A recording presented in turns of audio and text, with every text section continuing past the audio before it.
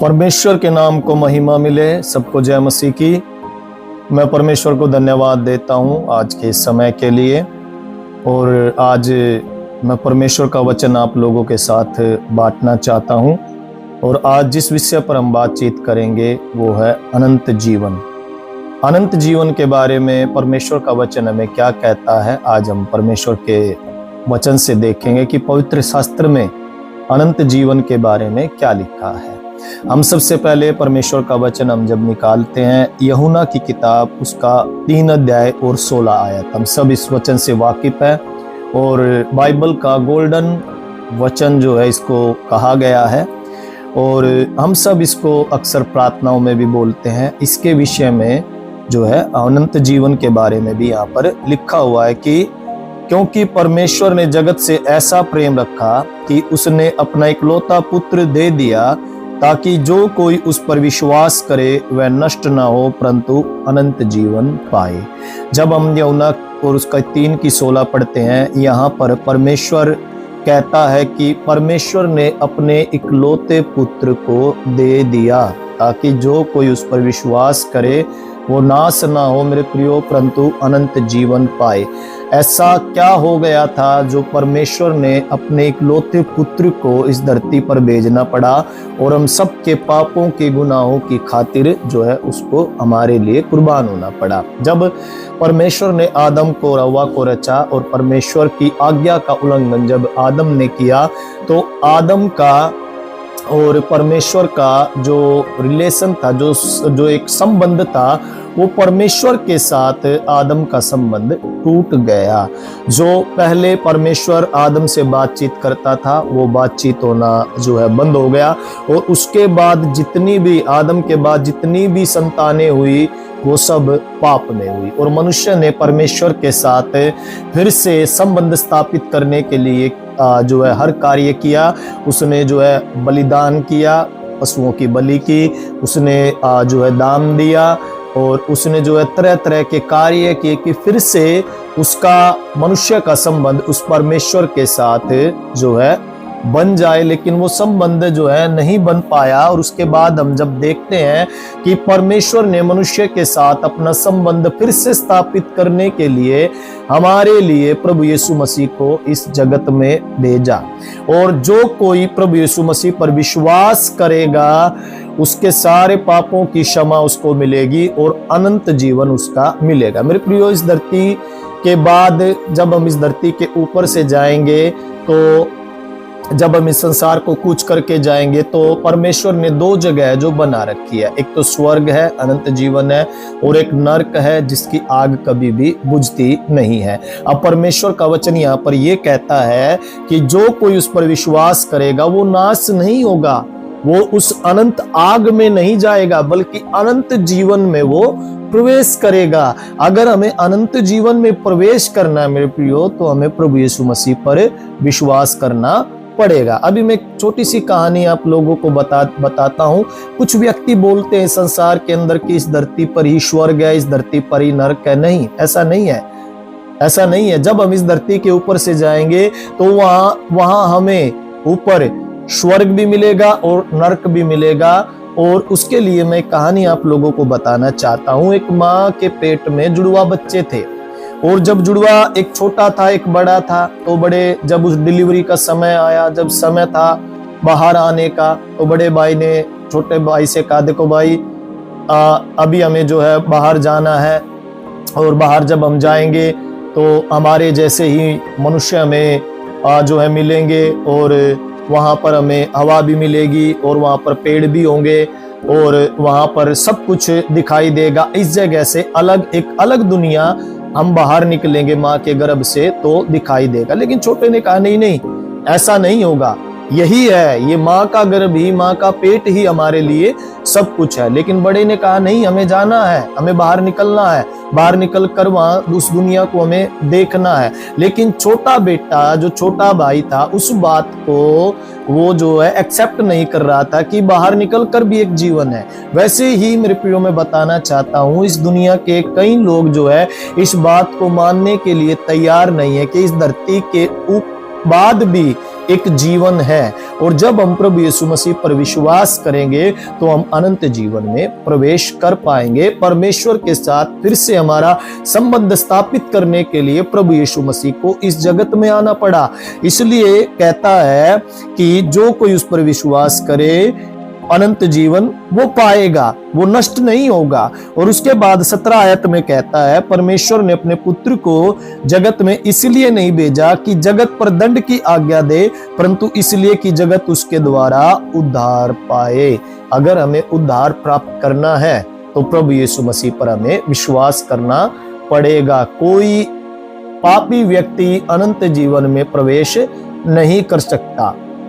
अगर हम ये सोचे कि मैं बगैर प्रभु यीशु मसीह के विश्वास किए अनंत जीवन में प्रवेश कर जाऊंगा तो गलत है।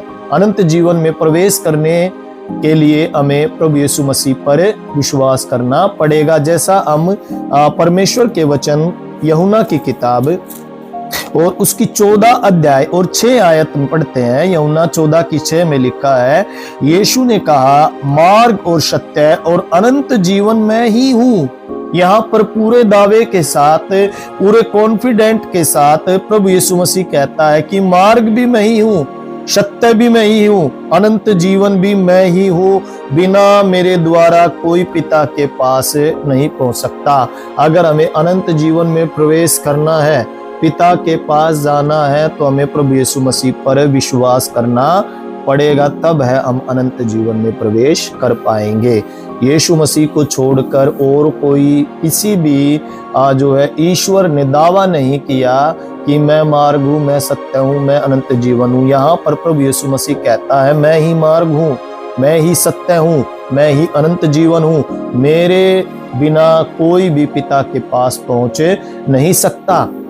इसलिए हमें प्रभु यीशु मसीह पर विश्वास करना जरूरी है। इसके विषय में हम कुछ और परमेश्वर के वचन देखेंगे। मत्ती की किताब उसका 19 अध्याय हम निकाले। मत्ती की किताब 19 अध्याय और 16 आयत में यहाँ पर लिखा हुआ है कि एक मनुष्य यीशु के पास आया और उससे कहा, हे गुरु, मैं कौन सा भला काम करूं कि अनंत जीवन पाऊं।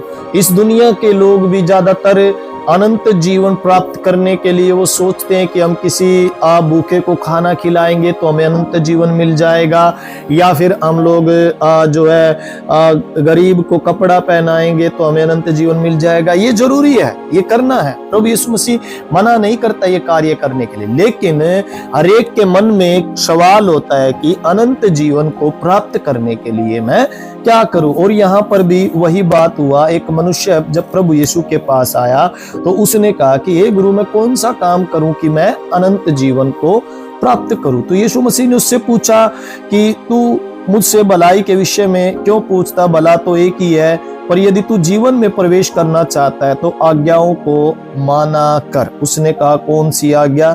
उसने कहा, हत्या न करना, व्यभिचार न करना, चोरी न करना, झूठी गवाही न देना, अपने माता और पिता का आदर करना और अपने पड़ोसी से अपने सम्मान प्रेम है जो तू करना। उसने प्रभु यीशु मसीह ने कुछ बातें उससे बताई कि तू यदि ये सब कार्य करेगा तो तू अनंत जीवन में प्रवेश कर जाएगा। अपने माता पिता का आदर करना है और अपने पड़ोसी से प्रेम करना है, व्यभिचार नहीं करना। उसने कहा, प्रभु ये तो मैं जो है करता आया हूं, लेकिन उसने कहा कि अब भी तुझ में एक बात की घटी है।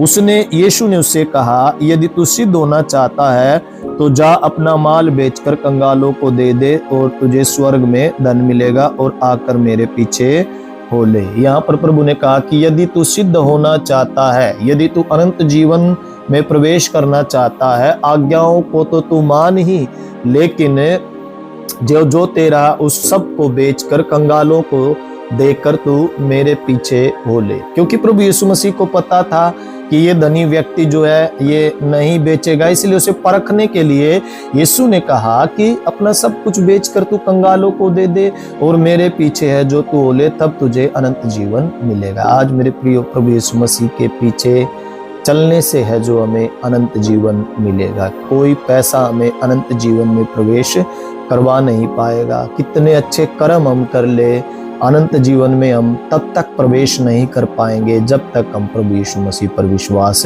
नहीं करेंगे। और उसके बाद परमेश्वर का वचन एक और कहता है, हम लोग निकालेंगे मत्ती की किताब उसका 25 अध्याय,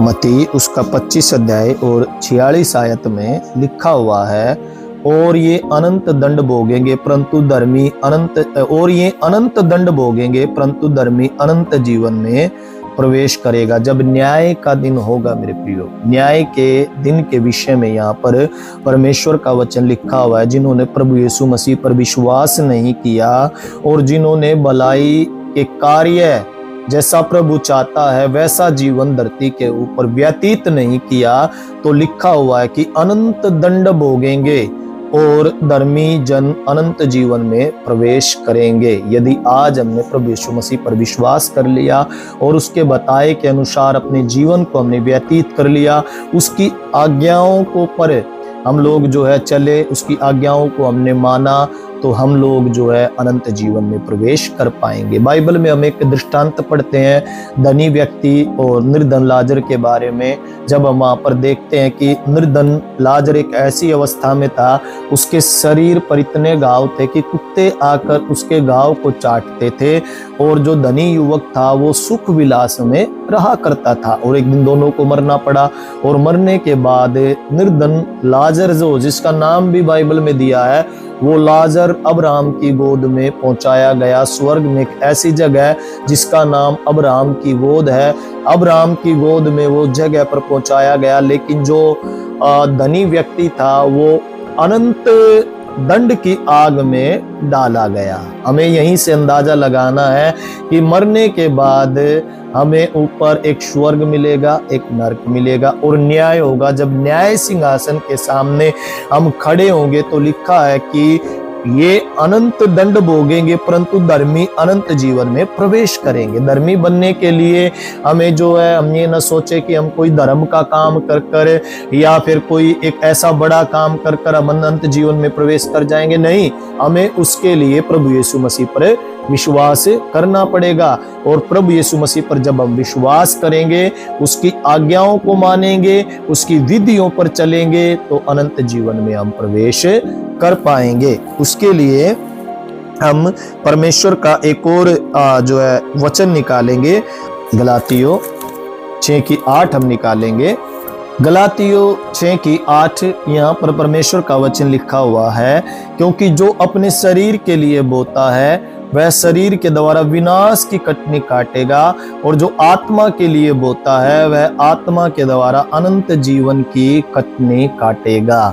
यहाँ पर जो शरीर के अनुसार चलता है वो उसके बारे में लिखा हुआ है कि वो विनाश की कटनी, मतलब विनाश, उस आग के लिए वो अपने आप को इस धरती के ऊपर तैयार कर रहा है, जो अपने शरीर के अनुसार चलता है। लेकिन जो आत्मा के अनुसार बोता है वह अनंत जीवन की कटनी काटेगा। आत्मा के अनुसार, हम सब जानते हैं कि आत्मा के अनुसार चलना बड़ा कठिन है, क्योंकि हमें कई बातों का त्याग करना पड़ता है, कई बातों को हमें छोड़ना पड़ता है, और हम सोचते हैं कि शरीर के अनुसार ही चलना अच्छा है। लेकिन जो शरीर के अनुसार चलता है, जो शरीर के अनुसार बोता है, वो अनंत आग के लिए जो है, अनंत विनाश के लिए कटनी काटेगा। और जो आत्मा के अनुसार इस धरती पर दुख उठाकर प्रभु यीशु मसीह के पीछे चलकर अनंत जीवन के लिए जो बोता है, वो अनंत जीवन की कटनी काटेगा आत्मा के द्वारा। इसलिए मेरे प्रियो, आज फैसला हमें करना है, हमें शरीर के अनुसार चलना है या हमें आत्मा के अनुसार चलना है। अगर हम शरीर के अनुसार चलेंगे तो अनंत आग में जाएंगे, और यदि हम अगर हम आत्मा के अनुसार चलेंगे तो अनंत जीवन में हम प्रवेश कर पाएंगे। पहला तीमुथियुस 6:12 हमें क्या कहता है उसके बारे में हम देखेंगे। पहला तीमुथियुस 6:12 में यहाँ पर लिखा है, विश्वास की अच्छी कुश्ती लड़ और अनंत जीवन को धर ले, जिसके लिए तू बुलाया गया और बहुत से गवाहों के सामने अच्छा अंगीकार किया था। अनंत जीवन को धर ले, जिसके लिए तू बुलाया गया है। आज प्रभु यीशु मसीह ने हमें बुलाया है तो अनंत जीवन देने के लिए बुलाया है मेरे प्रियो। इसलिए हमें क्या करना है, विश्वास की कुश्ती, अच्छी कुश्ती लड़नी है। इस धरती पर रहकर हमें प्रभु यीशु मसीह पर विश्वास करना है और अनंत जीवन को हमें धरना है, और जिसके लिए तू बुलाया गया और बहुत से गवाहों के सामने अच्छा अंगीकार किया था। जब हमने प्रभु यीशु मसीह पर विश्वास किया, बपतिस्मा लिया, तो हमने अंगीकार किया था। इसलिए हमें अनंत जीवन को धर लेना है, अनंत जीवन को पकड़ लेना है। मेरे प्रियो, मैं आपको बताना चाहूंगा, प्रभु यीशु मसीह पर हम विश्वास करेंगे, केवल एकमात्र प्रभु यीशु मसीह ही ऐसा ईश्वर है जो हमें अनंत जीवन में ले जा सकता है, क्योंकि वो आप लोगों के पापों की खातिर, मेरे पापों की खातिर इस धरती पर आया, मारा गया, गाड़ा गया, तीसरे दिन मृतकों में से जी उठकर परमेश्वर के दाहिने ओर वो जाकर बैठ गया, और उसने कहा जो कोई मुझ पर विश्वास करेगा अनंत जीवन उसका है। अगर आप लोग भी अनंत जीवन में प्रवेश करना चाहते हैं, इस धरती के बाद का जो जीवन है, जो सदा काल हमेशा तक, जहाँ पर ना पीड़ा है, ना दुख है, ना बीमारी है, ना कलेश है, बस आनंद ही आनंद, शांति ही शांति है, अगर आप उसको प्राप्त करना चाहते हैं, आज सच्चाई से विश्वास के साथ प्रभु यीशु मसीह के पीछे चले, अनंत जीवन आपका है। मैं आप लोगों के लिए प्रार्थना करना चाहूंगा।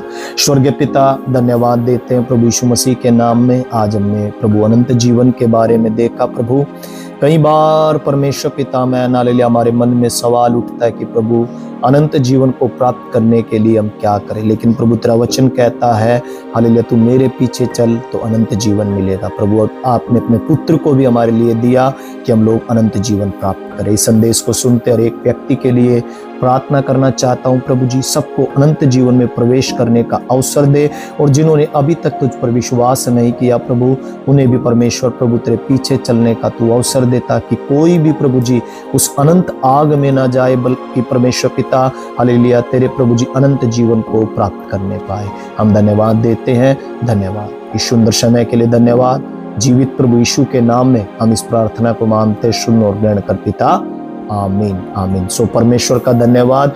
और यदि आप लोग प्रार्थना कराना चाहते हैं तो स्क्रीन के ऊपर एक नंबर दिया गया है, आप उस पर संपर्क कर सकते हैं, हम आपके लिए जरूर प्रार्थना करेंगे। God bless you. प्रभु आप सबको आशीष दे।